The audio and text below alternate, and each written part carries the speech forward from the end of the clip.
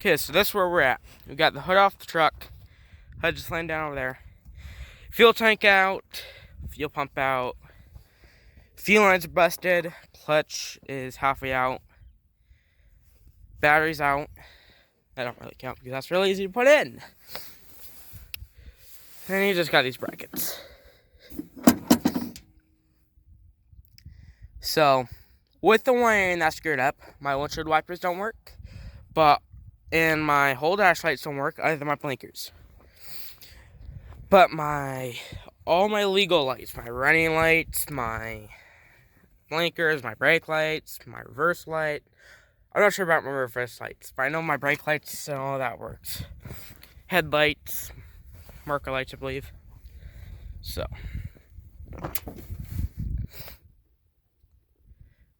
Now I just gotta screw with this.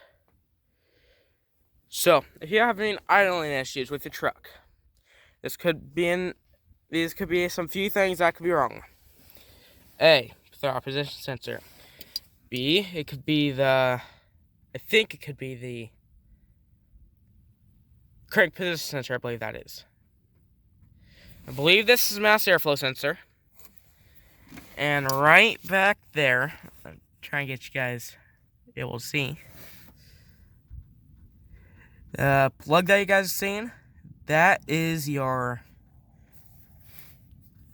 I cannot remember what it's called, but that right there is on the back of your distributor. Can screw you up. They're on 4-cylinder is 2.6, or is that 2.9? Whatever that is, that's 2.9 in here. But Ford put that, I think, on pretty much every vehicle they created in the 80s, the 90s, I know they did. I know for a fact the 80s, late 80s, because this is at 87, my mom's Mustang is at 87, my brother's truck was a 86, all had fuel injection, all the first year of fuel injection pretty much, they all had that stupid little thing, and those go out. So, if you want to protect yourself from ever having to break down because of that stupid thing, buy two. Put one in your truck and put one in the glove box of your truck. Install one and just want to have one for a spare. Worst comes worst, you know a buddy that needs one, and you could help them out a whole bunch. So, that's what you got to do. So, if you guys didn't know, fusible links. Like every single fusible link, there's another one somewhere, but all of them are bypassed. I think the dude had a problem with the fuel system, put a brand new fuel pump in, and it wouldn't work. So that's why that would be the fuel kill switch. If you hit something real hard, is completely bypassed. That would make sense. There's a brand new computer in it. So I think the dude had a problem with the fuel system. Couldn't figure out how to make it work. So he just put some wires on. I mean, bypass every fusible link. And bypass that little safety switch. Like in the beginning of this video, I bypassed that clutch safety switch because I'm not putting another one of those on. Very stupid. I'm just not going to let some noob drive my truck that don't know take it out of gear before you drive, or push in the clutch before you take it out.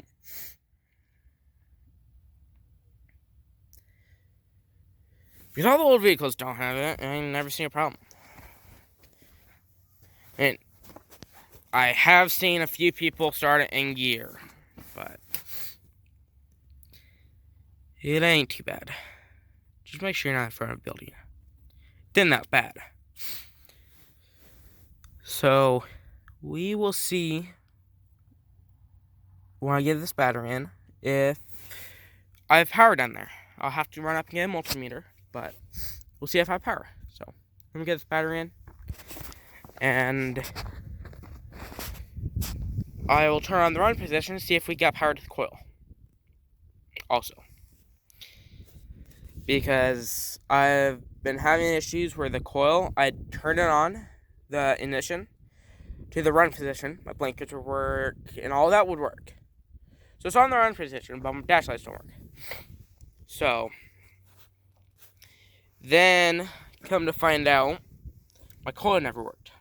I had to have it on the crank position for my coil to work. That may have been with the clutch safety switch, but I don't know. I doubt it though, because when you're driving down the road, when you push the clutch in and you shift and you let out the clutch, and or anytime you had to let out the clutch, you just die. So, I'm guessing it's something screwed up in the ignition. That part back there is that's $60, $70, I think. It's pretty expensive.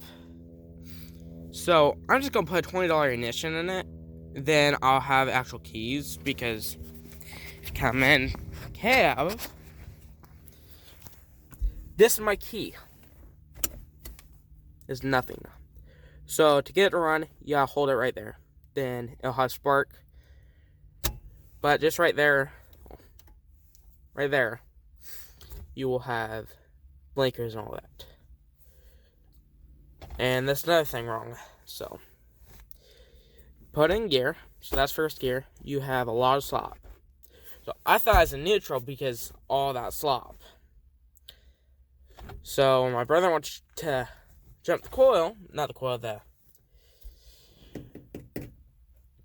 what is it called? The start solenoid. It went here. So make sure you go to put in gear, and when any gear has a significant amount of slop, you either fix that, or you just go over once, then shove it in first gear, then you pull it right back down. Make sure it's not in gear. It could be first gear, it could be third gear, it don't matter what gear. It could be reverse. Just shove it in gear, then pull it back out and make sure you're neutral. And if your truck don't go in 4-low, and you just bought it, it has a plate like that, or you built a plate like that, as you can see, that's Crestwood. It's because you never cut the shifter to go over. So this dude, as you can see, it's just cut straight down. When you pull it in, it won't go down. The shifter says it needs to go over 4-low. So I unbolted it. Now I can get in 4-low. But watch when I move that whole thing. So that's how to get in 4-low if you built one, or you had a dude build it for you. Make sure you do the pattern of that, or if you do cut it, make sure you got enough room.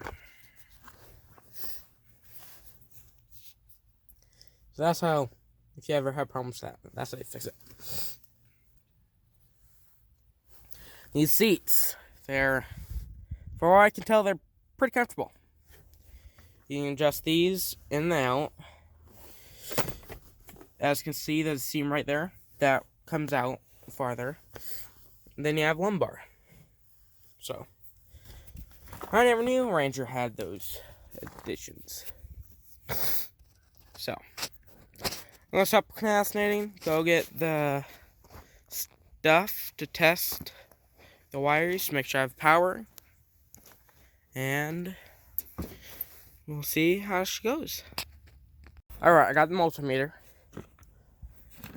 And this is a kind of weird multimeter. So, this is all you need to check for. You've got your power one, and you got your negative one. So this is a weird one. I don't really quite understand multimeters too. We'll just have those touching. And we'll come over to this. Make sure those is touching. That one is. that one looks like it. That one is too. Turn this on.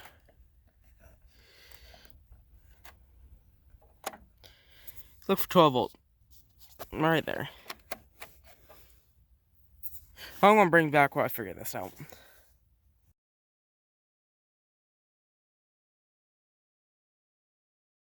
Okay. Little Friday examination. I need an initial switch. Look what happened when I do this. It's not in position. Got blinkers. I don't got any windshield wipers. Everything. I always got hazards, so. Okay. But when you turn the key, just a little bit. Watch bright light. You can hear that. Then you turn a little further. Starts. So, I think that's my whole issue. I think my whole issue's within this.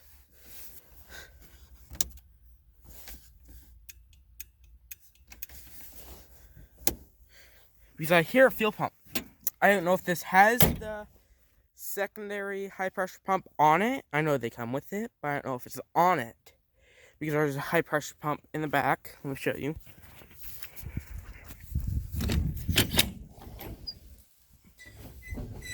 It was in the back. Well, now I'm going to have to check. Oh, right there. This is your high pressure pump.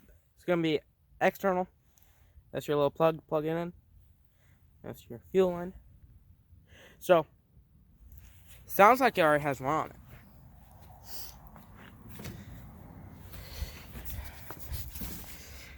And it's going to be very difficult to see, is what the dude said on YouTube. I don't have to crawl under there, and I got so cold last night, it froze everything.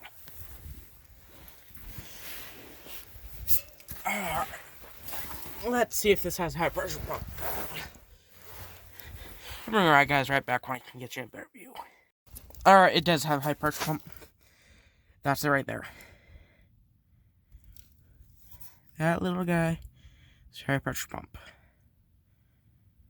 Alright, so that is working. It is working. I'm getting power down here. So that real pump was just shot. Huh, electrical did. Really take two. Anyway, so. At least I believe that's what it is. It might not be.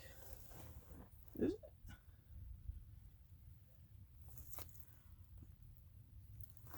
Oh. That's what I mean by the saw blade. Literally cut halfway through. So I'm going to bring you back after I figure this out. See if that is a high pressure pump or if that's not. Okay, so. Alright, I'm still on the truck. My truck's get shot. That's not supposed to look like that. It's supposed to look like that all around without that giant crack in it. So, my truck gets shot. That is not supposed to be like that. So, I'm going to see if that parts ranger's got one. Or if I can find one. So, hopefully I can.